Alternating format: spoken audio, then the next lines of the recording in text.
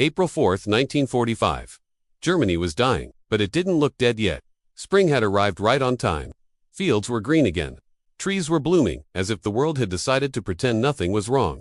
Villages stood untouched, church bells still hanging in their towers. Smoke rising gently from chimneys where families cooked their meals. To anyone passing through, it felt like the war was almost over. That illusion ended the moment the jeeps of the U.S. 4th Armored Division turned onto a narrow country road near Gotha. Without warning, the air itself became hostile. It wasn't gunfire. It wasn't artillery. It was the smell. Thick, heavy, suffocating. Soldiers gagged instantly. Some jumped from their vehicles, retching into the roadside grass. Others froze, eyes wide, unable to understand what their bodies already knew. This was not the smell of a battlefield. Battlefields smelled of blood and burned metal. This was worse. It smelled ancient. Rotten meat mixed with burning hair. Human waste layered with decay. A smell that felt alive, as if it crawled into lungs and refused to leave. Hardened soldiersmen who had fought from Normandy through France stood stunned. No one spoke. Engines idled. Birds vanished from the trees.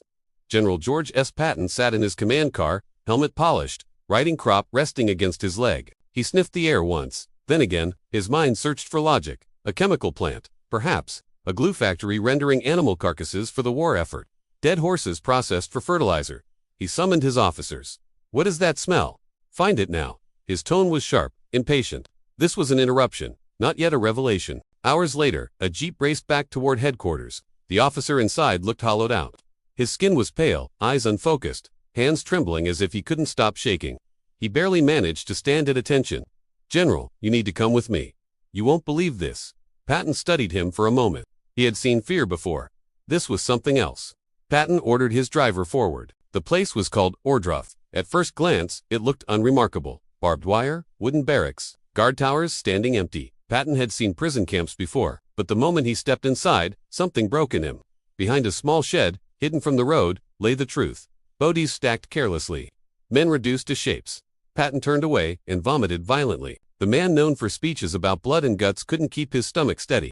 He wiped his mouth and stood there silently, staring at the ground, breathing hard. When the nausea passed, it left behind something far more dangerous.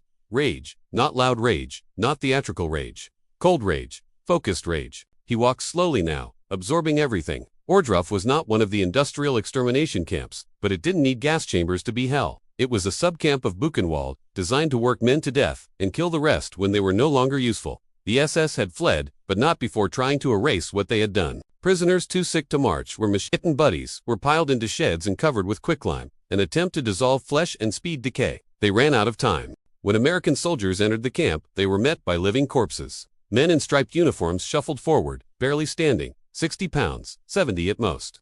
Eyes enormous and faces eaten away by hunger.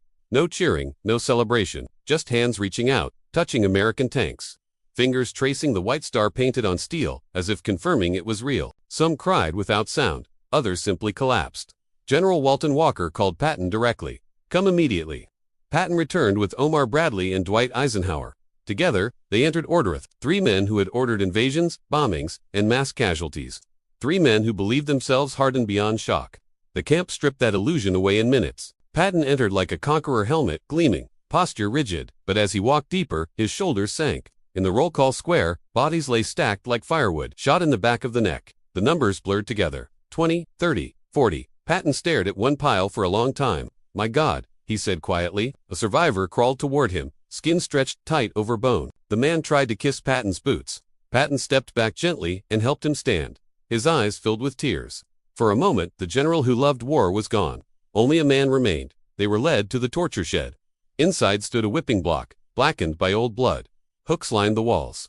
A prisoner who spoke English explained calmly how guards beat men to death for amusement. Eisenhower's face drained of color. Bradley stared at the floor, unable to speak. Patton shook, fists clenched so tightly his knuckles turned white. He walked behind the shed again and vomited a second time. When he returned, his voice was colder, different. "Did the people in the town know about this?" "They say they didn't. They say they thought it was a prison for criminals." Patton laughed softly, bitterly. "The smell alone covers the whole county." They knew. He didn't wait for permission. He acted. He summoned the provost marshal and pointed his riding crop toward the nearby town. Clean streets, flower boxers, a medieval postcard untouched by war. 2 miles from piles of corpses. Bring the mayor. Bring his wife. Bring the doctors, the bankers, the shopkeepers. If they refuse, they won't. Use trucks, use bayonets. Every one of them will walk this camp today. The next morning, trucks rolled into Ordruff. Citizens climbed out dressed in their best clothes. Some were irritated, some offended. They complained about the smell, about the inconvenience. MPs formed a line and marched them forward. Don't let them look away. If they close their eyes, force them open. The first pile of boadies silenced them. Conversation died instantly. Flies buzzed in the air. A woman fainted. Men stared, mouths open. They were pushed forward. To the whipping block, to the ovens forced to look into dead eyes. Patton watched every reaction. Shock, horror, then something else. Guilt. Some cried openly. Others stared at their shoes. They had known. Not everything, but enough. Patton stopped before the mayor. You knew, didn't you? The mayor trembled and said nothing. Tears answered for him. After 2 hours, the citizens were no longer recognizable as the people who had arrived that morning. The pride had drained from their faces. The stiff posture, the sense of moral distance, the belief that this had nothing to do with them, all of it was gone. Their clothes were dusted with ash and dirt from the campgrounds, but worse than that, they carried something invisible. The smell, it clung to fabric, to hair, to skin. No amount of soap would wash it away quickly. It followed them as they were loaded back onto the trucks, not as respectable townspeople anymore, but as witnesses marked by what they had seen. No one spoke, no one complained. The trucks rolled back toward the town in complete silence, passing once again through green fields and blooming trees that now felt obscene in their beauty. That night, George Patton sat alone and wrote to his wife. The words came slowly. He did not boast, he did not dramatize. He admitted something rare for him, rage unlike anything he had ever known. Not the fury of battle, not the adrenaline of command, but a deep moral anger that felt almost poisonous. He wrote that he believed a lesson had been taught, one that could not be reversed, one that would stay with those people for the rest of their lives. It was not revenge, he described, it was exposure. Truth, forced into the open, stripped of excuses. For some, that truth was unbearable. The next morning, American soldiers returned to the mayor's house to deliver further instructions. The house stood as it always had, orderly, respectable, untouched by war. Curtains drawn. No response to the knock. When the door was forced open, the silence inside felt unnatural. In the living room, the mayor and his wife lay side by side. Their wrists were slit. Blood had dried on the floor. Nearby was a short note, written carefully, almost formally. It did not argue. It did not defend. It simply said they could not live with the shame. The weight of what they had been forced to see had followed them home and crushed them there. When Patton was informed, his reaction was cold. He did not express sorrow. He did not express surprise. He had walked among piles of murdered men who never had the choice to escape their fate. Whatever sympathy he once might have had was gone.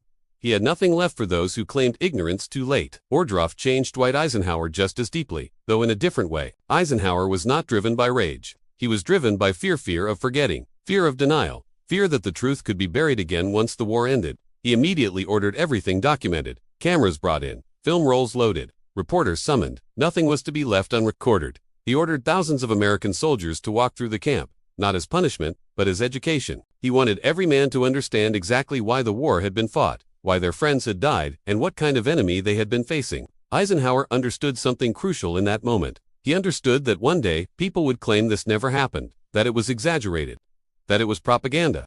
He wanted evidence so overwhelming that denial would become impossible. Images that would outlive memory. Proof that could survive generations. Ordruff was not the largest camp. It was not the most efficient killing machine, but it was the first. And because it was the first, it shattered the final illusion.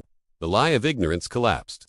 The polite fiction that ordinary people did not know what was happening behind barbed wire could no longer stand. The Allied attitude toward Germany hardened. The idea of a gentle, forgiving occupation ended there. In its place began denazification, a systematic attempt to confront, expose, and dismantle the ideology that had allowed such crimes to exist. George S. Patton would always be remembered for his tanks, his pistols, his speeches about blood and guts. But on that spring day, in April 1945, those things faded into the background. He was no longer a symbol of aggression or bravado.